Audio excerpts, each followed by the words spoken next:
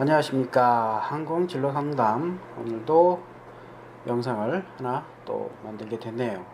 어제 메일이 한 통이 왔는데 요 근래에 또 기초적인 질문을 하시는 분들이 좀 많아져서 또 영상으로, 물론 글로는 제가 많이 써놨는데 영상으로 만들어 보여드리는 것이 또 도움이 될 것 같아서 또 만들어 봤습니다. 요즘 그 유튜브를 많이 보시는 것 같아요.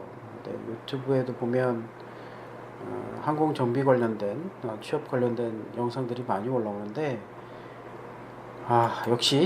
역시나 아직도 광고가 많습니다. 그래서 참 예전 지식인 때도 그랬고 뭐 인터넷 카페나 이런 것도 보면 광고 때문에 제대로 인지를 못 하시는 분들이 많은데 그렇게밖에 될 수 없는 이유를 오늘 조금 설명을 드리도록 하겠습니다. 일단 유튜브도 그렇고 돈을 목적으로 하는 사람들이 많아서 광고가 당연히 많고, 그렇다 보니까 좀 자극적이고 사람들이 이해하기 쉬운 내용을 많이 다룬다, 이렇게 보시면 될 것 같은데, 실제 취업은 그렇게 해서 될 수가 없어요. 실제 정보, 학생들에게 필요한 진짜 정보는 그렇게 쉽게 인터넷상에서 혹은 뭐 불특정 다수를 상대로 그렇게 표현을 할 수가 없는 것들이 많습니다. 그래서 저도 블로그에 글을 지금 1000개 가까이 쓰고 있지만 어떤 특정 개인한테 특화된 글을 쓸 수가 없는 거죠. 그래서 대다수의 사람들한테 일반적으로 보여드릴 수 있는 표준화된 이야기, 또 일반화된 이야기밖에 할 수가 없는 건데, 이게 마치 개인에게 특화된 것처럼 착각을 하게 만드는 이야기들이 많아서 저도 많이 우려가 됩니다. 아무튼 오늘은 간단한 질문을 하신 분의 메일을 먼저 보고 설명을 드릴게요.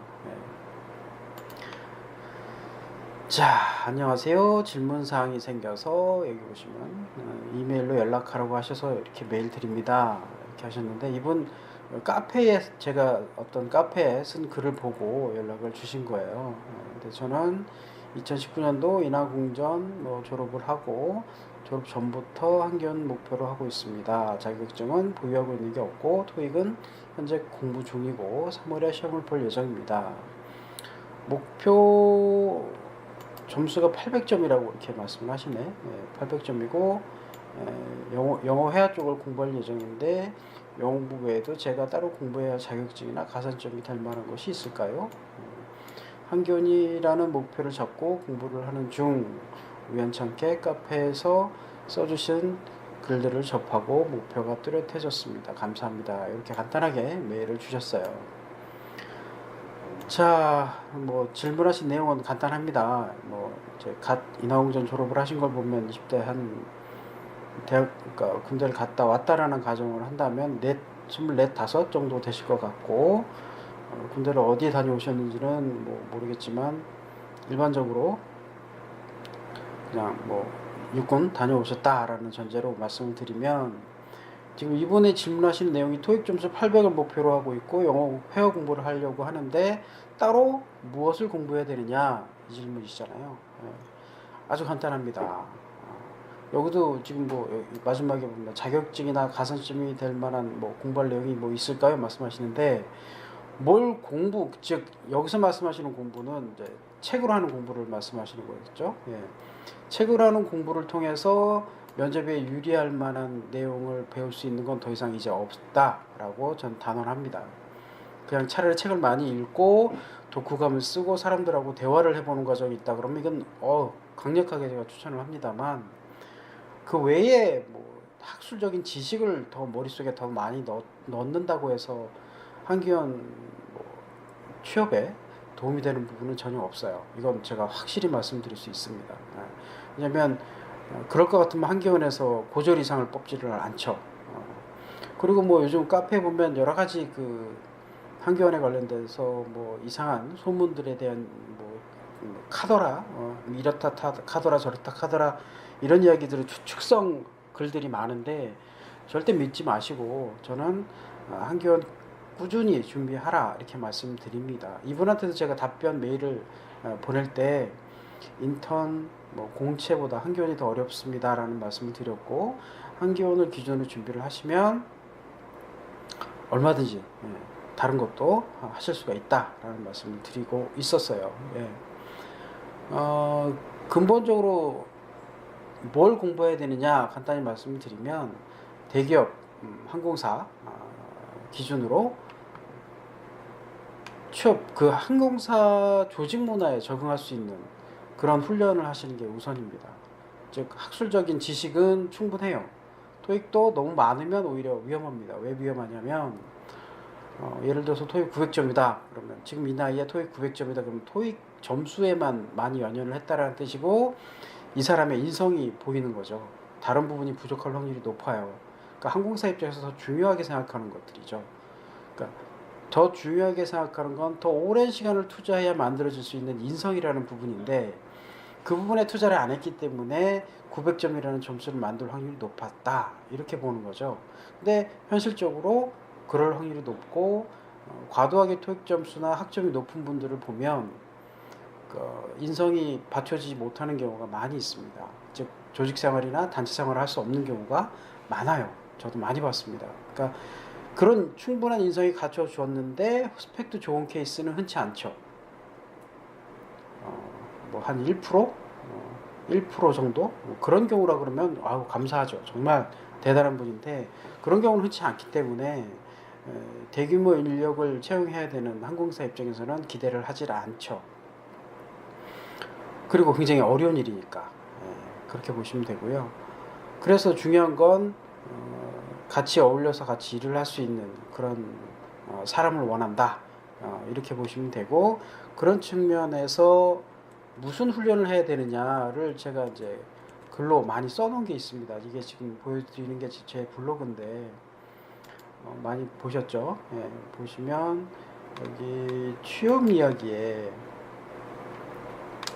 10페이지 가시면 기업이 원하는 실력은 스펙이 아니다, 이렇게 제가 글을 써놨습니다. 이게 언제 쓴 거냐면 2012년도에 썼는데, 이때는 댓글도 참 많이 사람들이 달아요. 보니까 많이 읽고 댓글도 많이 달았었던 내용입니다. 여기 이 글을 읽어보시면 대기업 입장에서 어떤 사람을 뽑을 것이냐라고 제가 고졸 합격자 이야기를 하면서 언급을 했었는데, 여기 이제 제가 예를 들었죠. 두 후보자가 있습니다. A라는 후보자, 화려한 스펙을 가지고 있고 영어도 잘하지만 남과 교류하고 자신을 희생하는 능력이 부족한 전형적인 학구파. B는 성격은 밝고 교우관계가 좋고 사회활동도 많이 했다. 하지만 영어나 일반적 기준의 실력은 평범하다. 과연 이 중에 누굴 뽑을 것이냐? 100% B를 뽑는다라는 거죠. 왜냐면 영어나 일반적인 지식 이런 것들은 조금만 투자하면 얼마든지 만들어낼 수 있는 부분인데, 기본적인 성격, 여기서 말씀드리는 성격이 밝고 교우관계가 좋고 사회활동을 많이 했다, 이렇게 해서 만들어진 실력은 몇 년이 걸릴지는 몰라요. 10년이 걸릴지 20년이 걸릴지도 모르는, 즉 이 사람이 과거에 살아왔던 세월에 의해서 만들어진 거기 때문에 이 부분을 더 중요하게 본다는 거죠. 근데 이제 항공사 기준으로 신입사원 입장에서 요구할 만한 기대치죠. 그 정도의 기대치를 요구하는 것들은 그렇게 높지는 않기 때문에 짧게는 몇 년, 제가 가르쳤던 제자들 중에는 몇 개월 만에 만든 경우도 있기는 해요. 근데 기본적으로 본인이 꾸준히 노력을 했던 분들이라면 짧은 시간 안에도 그런 인성을 만들 수가 있고, 짧은 시간 안에 많이 집중해서 사람이 바뀌는 이런 상황도 많이 제가 봤기 때문에 충분히 가능성은 있다고 봐요. 그러니까 불필요한 스펙에 과도하게 투자하지 마시고 함께 팀워크를 이루어서 일을 할 수 있는 능력, 그 다음에 기업 입장에서 그 인재가 내가 투자했을 때, 내가 키웠을 때, 내가 가르쳤을 때 나를 배신하지 않을 것 같은 신뢰도, 이걸 키우는 게 굉장히 중요하다라고 말씀을 드리겠습니다. 이건 지금 20대 청년들이 이해하기는 좀 어려운 얘기일 수도 있어요. 그래서 떨어져도 내가 왜 떨어졌는지 말을 해줄 수가 없는 게, 말을 해줘도 이해를 못하기 때문이죠. 그래서 이거는 제가 여기서도 많은 글을 썼지만 지금 요 취업 이야기에 있는 그 글들은 좀 충분히 좀 읽어보시라고 말씀드리고 싶습니다. 다른 데도 물론 다 도움이 되는 글을 썼지만 이 글들은 정말 읽어보시라고 말씀드리고, 여기도 보면 이력서 준비를 왜 일찍부터 해야 되는지 그런 말씀 많이 드리고 있고, 최근에 썼던 글 중에서는 그러니까 항공기원 들어가실 때 자소서를 어떻게 써야 되는지에 대한 이야기까지 다, 뭐 면접 준비는 어떻게 하고 뭐 이런 것들 다 써놨으니까 좀 꼼꼼하게 읽어보시고, 이건 이제 아까 서두에도 말씀드렸지만 뭐 작성법 여기 다 있죠. 질문에 따라 어떻게 작성을 해야 된다, 어떤 내용이 들어가야 된다라는 말씀을 드렸어요. 근데 이 부분은 서두에 말씀드렸던 것처럼 그 어떤 특정한 개인에 특화된 내용은 아니다라는 말씀을 좀 드립니다.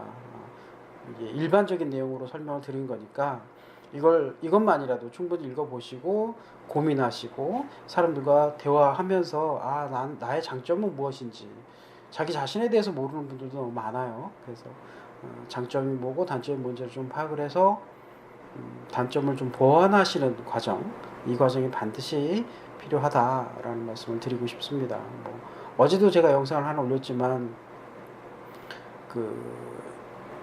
여기 보시면 재전공 자소서에 대한 이야기 했었습니다. 이게 마지막 질문이 부정적 의견을 설득했던 경험을 왜 묻는지에 대한 이야기를 이때도 영상으로 올려드렸었는데, 조직 생활을 하다 보면 반드시 충돌을 하게 되고요. 이 상황에서 잘 이겨내고 타협할 수 있는 능력이 무엇보다 굉장히 중요한 부분이거든요. 이게 조직이 클수록 더 중요하다, 이렇게 보시면 되는데, 뭐 요즘 청년들 같은 경우엔 자신의 의견에 반대하는 어떤 사람, 어떤 상황, 이런 경험들이 거의 없다라는 거, 이게 오히려 문제라는 거죠. 그래서 오히려 많은 사람들과 교류하면서 충돌도 겪어보고 이걸 타협해서 합의도 만들어 보고, 이런 상황이 굉장히 중요하다. 이런 경험들을 많이 만들어야 된다, 이렇게 저는 강조를 하고 싶습니다. 그래서 아까 메일에 설명을 드렸던 분도 꼭 뭐 어떤 대학을 나왔기 때문이 아니라, 뭐 점수가 높기 때문이 아니라, 어떤 사람이구나, 이 친구 굉장히 좋다, 마음에 든다, 즉 이 기업 입장에서 마음에 드는 인재라는 건 여러분들이 쉽게 보실 수 있는 기성세대, 사회생활 뭐 15년 20년 이상 했던 분들의 눈에서 이 친구 마음에 드는데 한번 데려다 내가 키워보고 싶은데, 가르쳐보고 싶은데, 뭐 이런 마음이 들게 할 수 있는 인재라는 거죠. 이런 경우는 여쭤보세요. 주변에 어른들한테 여쭤보세요. 좋은 대학을 나왔다고 마음에 드는 건 아닙니다. 마음에 드는데 좋은 대학에 나왔을 확률은 있어요. 근데 거꾸로는 아니라는 거죠. 좋은 대학 혹은 좋은 공부를 하는 과정에서 좋은 대학을 갖고 스펙이 좋게 만들어진 케이스가 있을 수는 있지만, 뭐 좋은 대학을 갔기 때문에 무조건 뭐 좋은 인재가 만들어지는 건 아닙니다. 그래서 어떤 경험을 하느냐, 즉 뭐 제일 중요한 건 저는 이제 가정교육이라고 생각을 합니다. 뭐 그게 안 된다 그러면 좋은 사람들을 많이 만나야 되겠죠. 그래서 가장 추천하는 방법은 선배들입니다. 항공사 한교원을 준비하신다 그러면 한교원을 준비했던 분들이죠. 양대 항공사의 한교원 출신들, 그 선배들을 많이, 가능하면 한두 사람 만나서 되는 건 아니에요. 많이 만나서 그분들의 공통점을 빨리 캐치해서 본인한테 적용하는 이런 과정을 좀 거치시는 게 어떤가, 저는 추천을 좀 하고 싶습니다. 그래서 제가 많이 선배들을 만날 수 있는 자리를 많이 요즘 만들고 있으니까 활용을 좀 해보시고, 온라인 상에서든 뭐 오프라인 상에서든 가능하면 직접 만나서 대화해보시는 과정을 추천하고 싶습니다. 얘기가 또 길어졌군요. 오늘은 여기까지 설명드릴게요. 고맙습니다.